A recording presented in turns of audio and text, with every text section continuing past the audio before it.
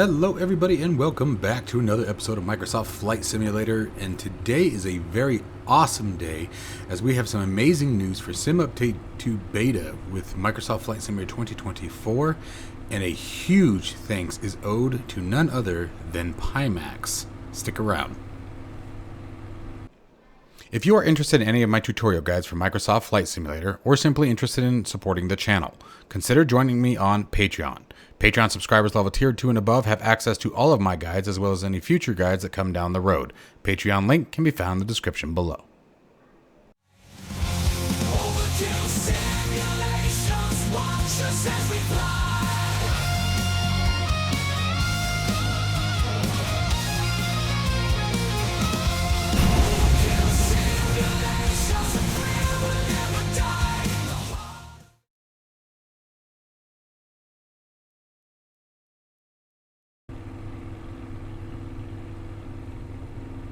Alright my friends, so we have quite a bit to talk about, so let's get started here. First off, Sim Update 2 Beta is available to the public. You can simply download the Xbox Insider Hub from the Microsoft Store, select Microsoft Flight Simulator 2024, and there is an option to join the beta program.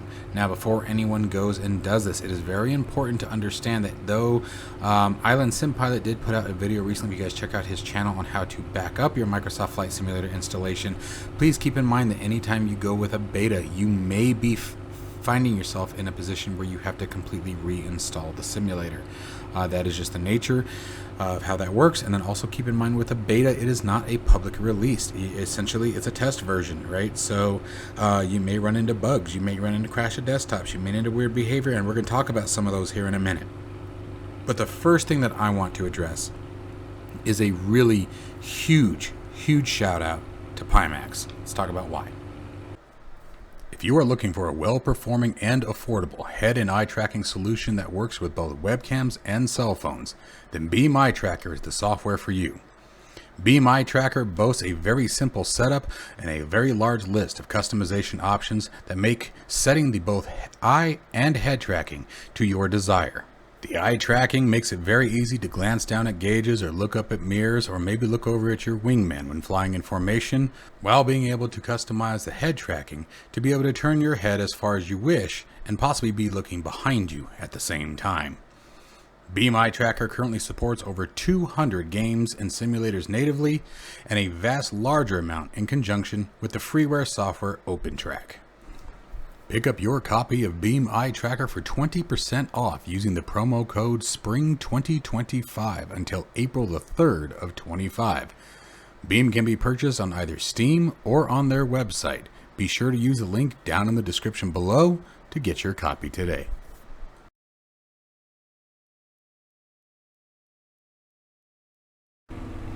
So, once again, congratulations to Pimax for becoming a Microsoft partner for Microsoft Flight Simulator, and here's why this has been a huge benefit to us, especially VR pilots specifically.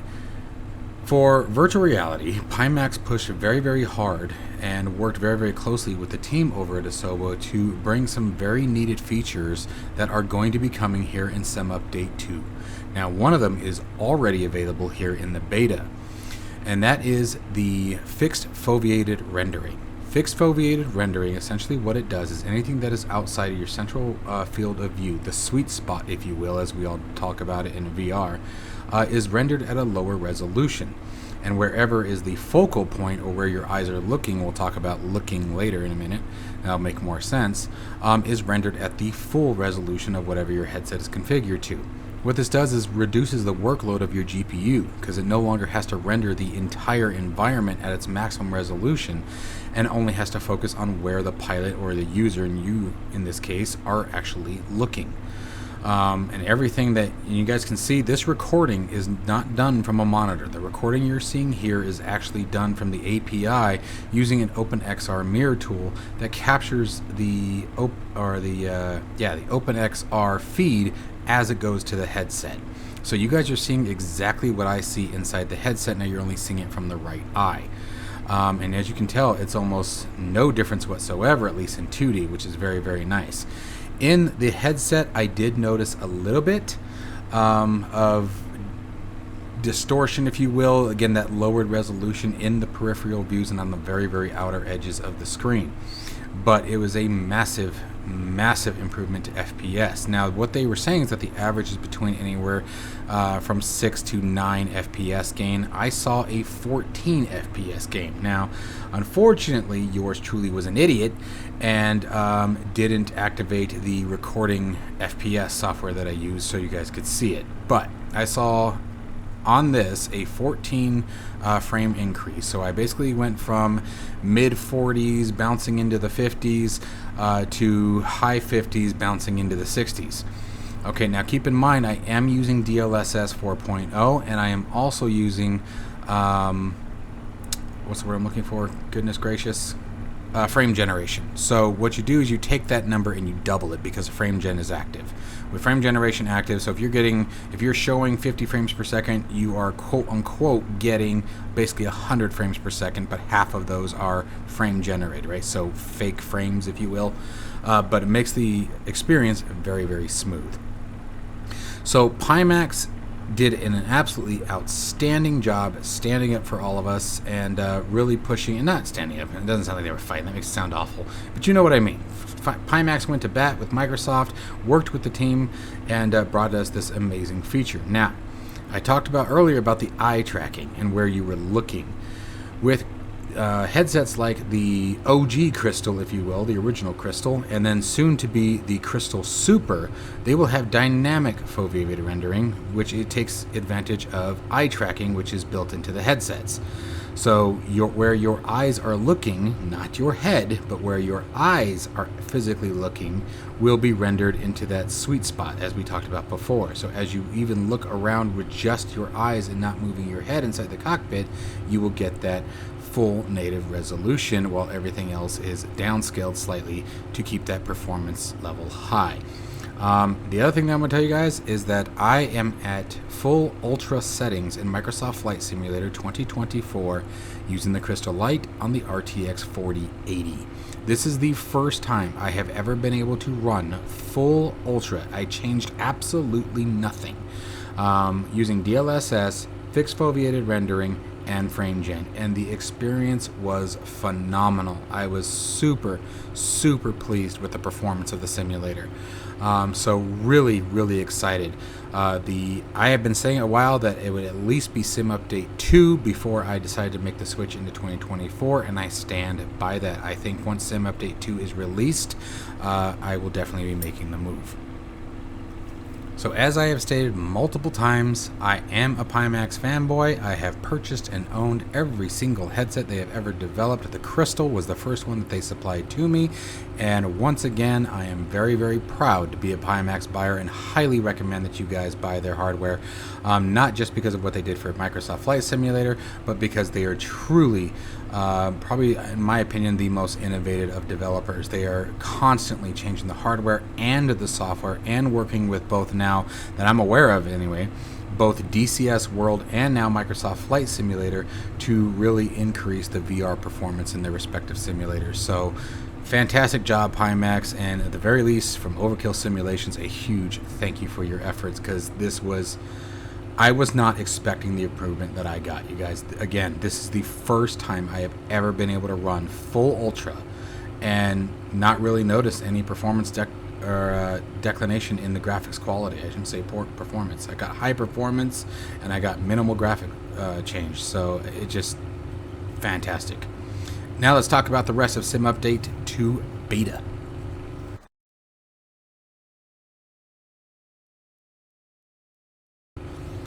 Alright, so now talking about the rest of Sim Update 2.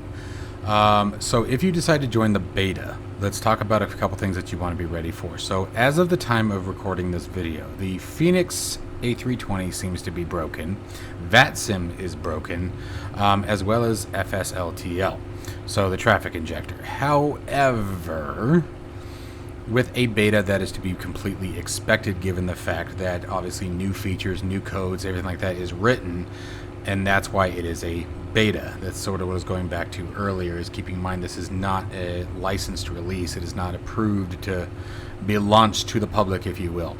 You are given that option for that reason. But I did want you guys to understand that there are some limitations to it already.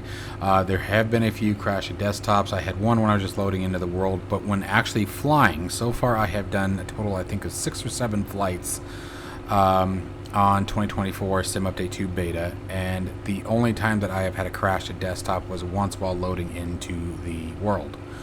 So other than that, it has been phenomenal. I'm also going to post a link to the current changelog for Sim Update 2 so you guys can see some of the things they've done. They've done a bunch of performance improvements, a ton of bug fixes.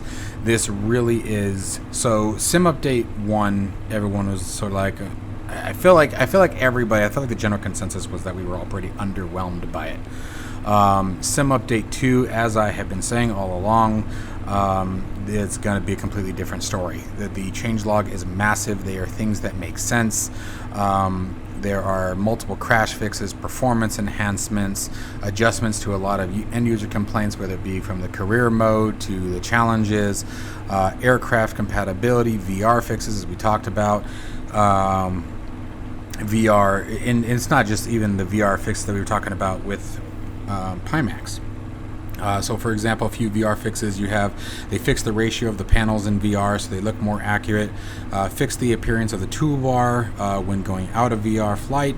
They fix some 3D UI that were appearing in front of the panels in VR, things like that. I mean, there's a whole bunch more than that. So they've really done an amazing job with this one. I'm really looking forward to when this Sim Update 2 is complete, and I think it's going to really, really change the overall outlook of Microsoft Flight Simulator 2024, because I know a bunch of us are still not particularly impressed. I know that it's still a very difficult sim to operate right now, but you guys, again, read the changelog. It is huge. It is one of the longest changelogs I've seen in a very long time. There's everything from general overall Microsoft 2024 fixes and improvements to a ton of aircraft specific improvements and fixes. So we should all be pretty happy, I think, after this one. I'm really looking forward to Sim Update 2. I think it's going to finally put the simulator on the right path. I am not going to be as bold as to say that with everything that I'm reading that Sim Update 2 is going to just make it absolutely fantastic. I've said again all along that I'm willing to bet it'll be 3, 4, or 5 before it really gets ironed out to a point where everyone's, willing to start making the jump from 2020, or for those who are like myself who already have both simulators, who start using 2020 less and less. So we'll see. I'm really optimistic about this one, though, and again, I'm going to implore you one more time, read through the changelog. At the very least, if you just want to scroll through it real fast just to see how large this thing is. It is huge. Again, probably one of the largest changelogs I have seen in a very long time. It is massive. Like you could scroll for pages and pages and pages. So anyway, I digress. So again, big shout out to Pimax. Congratulations on work well done. I'm really impressed by them.